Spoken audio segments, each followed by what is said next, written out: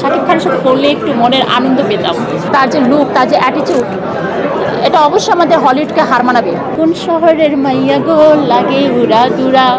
অবশ্যই শাকিব খানের সাথে কে না চায় যে আজকের একদিনও মডেল, সেও চায় শাকিব খানের সাথে সিনেমা করতে।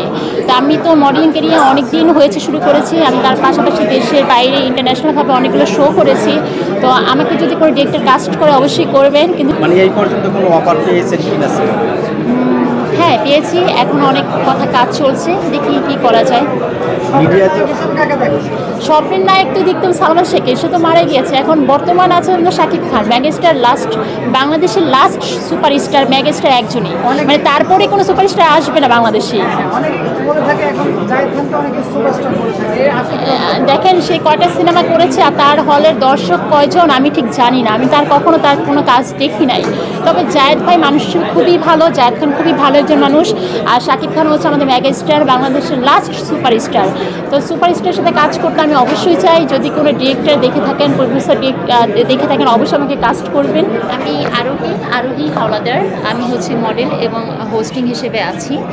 আর বাংলাদেশ স্টার মাল্টিমিডিয়া এবং আমেরিকা একটি সংস্থা জয় এন্টারটেনমেন্টে আপনার মার্কেটিং ম্যানেজার হিসেবে আছি। আমাদের দেশের বাইরে পরপর অনেকগুলো প্রোগ্রাম হয়, বিগেস্ট প্রোগ্রাম, ওটার মধ্যে আমি হোস্টিং হিসেবে, ডান্স পারফরমেন্স হিসেবে আছি।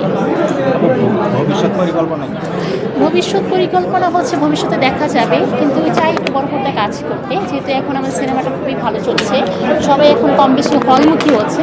তো আমি চাই, যেহেতু আমাকে দেখতে একটু নায়িকা মনে হয়, তো আমি চাই একটু নায়িকা হিসেবে নিজেকে।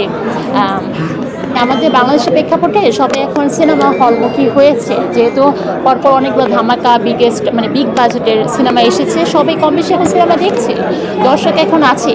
তো সেই সুবাদে আমি মনে করি যে আমার এখন একটু সিনেমা করা দরকার। বাংলাদেশের সিনেমা কি আপনার আইডল? বাংলাদেশের সিনেমা আমার আইডল হচ্ছে অবশ্যই আমাদের সুবর্ণা মুস্তফা ম্যাম। তার অভিনয়, তার কথা বলার বাচনভঙ্গি খুবই ভালো লাগে। আমি তার অনেক বিশাল বড় একটি ভক্ত। ঈদের কয়েকটি সিনেমা আসতেছে, কয়েকটি সিনেমার ভিতরে একটা সিনেমা হচ্ছে তুফান, সাকিব খান, সুপারস্টার সাকিব খান।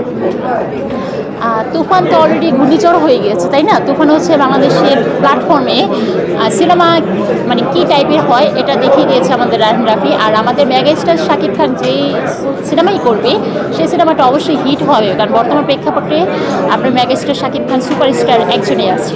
আপনি শাকিব খানের যে গানটা বেরিয়েছে উড়াদুরা, এখন তো সবাই উড়াদুরা হয়ে গেছে। এখন রাস্তাতে হাঁটলেও বলে এখন তো আর 1 লাখ 2 লাখ টাকা সিনেমা হয় না, 1 কোটি টাকাও হয় না। আপনার তুফান 10 কোটি টাকা বাজেট, তো 10 কোটি টাকাতে একটা নায়িকা সিলেক্ট করবে, সেখানে লবিং থাকবে, গিভ অ্যান্ড টেক থাকবে, এটা মূল কথা।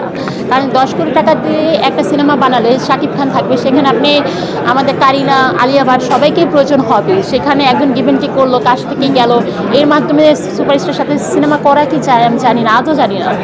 আপনি সিনেমায় অভিনয় করার জন্য নিজেকে কিভাবে তৈরি করছেন? আর প্রতিনিয়ত শিখছি, বাংলা সিনেমা দেখি, বাংলা গল্প পড়ি, আর অনেক বেশি বই পড়ি। বই পড়তে খুবই ভালো লাগে। আর নিজেকে প্রিপেয়ার করছি, ভালো নাটক দেখছি, আমাদের সুবর্ণা মুস্তফা ম্যামের কথা বলার বাচনভঙ্গি দেখছি, ভালো লাগে। সব কিছু মিলিয়ে নাচ, ফাইট, এই ধরনের কোনো অভিজ্ঞতা আছে? না, আমি যেহেতু নাচের মেয়ে, আমি ছোটোবেলা থেকে নাচ করেছি। আমি খেলাঘর করে ছোটো থেকে বড় হয়েছি। আমি বিভিন্ন প্ল্যাটফর্মে ছিলাম। আমি বিভিন্ন সাউথ এশিয়া থেকে এখানে এসেছি, ইন্টারন্যাশনাল আপনার ট্রেসমি প্রেজেন্ট, সেখানে অনেক ক্যাটওয়াল করেছি। তো মডেলিং ক্যারিয়ার স্টার্ট হয়েছে ছোটোবেলা থেকেই। তুফান নিয়ে কি বলবেন? তুফান কে কতটুকু বলবে আমি জানি না, তবে ঈদের দিন একটা তুফান ঘূর্ণিঝড় হয়ে যাবে যদি আবহাওয়াটা ঠিক থাকে। তো ঈদের প্রথম প্রহরে আমি তুফান দেখব। এত সুন্দর একটি সিনেমা আমাদের বাংলাদেশকে প্রেজেন্ট করার জন্য অবশ্যই আমাদের ডিরেক্টর রায়হান রাফি আর মেগাস্টার শাকিব খানকে অবশ্যই ধন্যবাদ।